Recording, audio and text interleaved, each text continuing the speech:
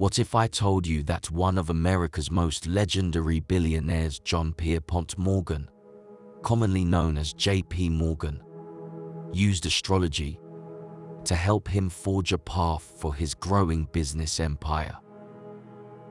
Quoted as saying, "Millionaires don't have astrologers, billionaires do." J.P. Morgan would go on to lead one of the world's most influential banks that still has a firm hold on markets throughout the world. But could his business success be traced back to astrology? Today, we learn about J.P. Morgan's astrologer, Evangeline Adams, a woman who was celebrated among the established elite but was mired in controversy for most of her career.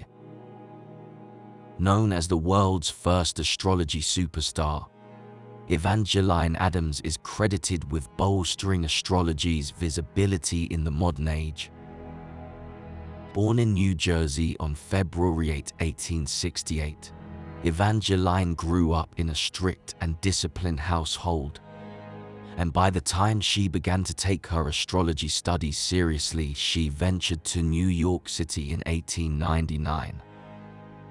A student of astrology for nearly a decade, Evangeline spent a majority of her career owning and operating a popular astrology consultation business.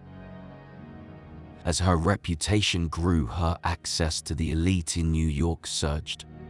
She quickly became the toast of powerful city leaders by providing them guidance through important business decisions.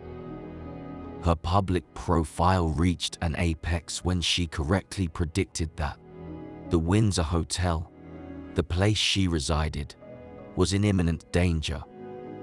The next day, the hotel burned to the ground. From there, her reign as the preeminent astrologer took hold. J.P. Morgan was a shrewd and ruthless businessman that invested in and controlled many businesses across many industries. He became one of the world's richest men by blazing a trail led by competitive advantage and the lengths he would go to stay ahead.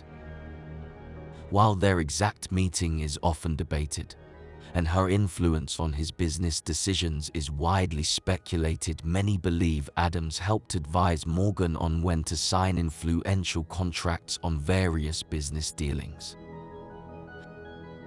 Whether the legend is true or not, Adams' influence among the city's elite was witnessed in a court of law.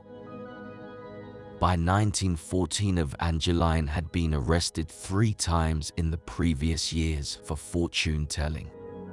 At that time, astrology was illegal, and Adams' business primarily slipped under the radar outside of the few hiccups. By her 3rd offense, patience from the court was growing thin, but in a strange turn of events, while on trial, Evangeline read and reported on an unidentified person's natal chart, predicting life events in this person's life, including a grave accident involving water. To her surprise, the natal chart was for the judge's son, who coincidentally drowned just days before the trial had begun.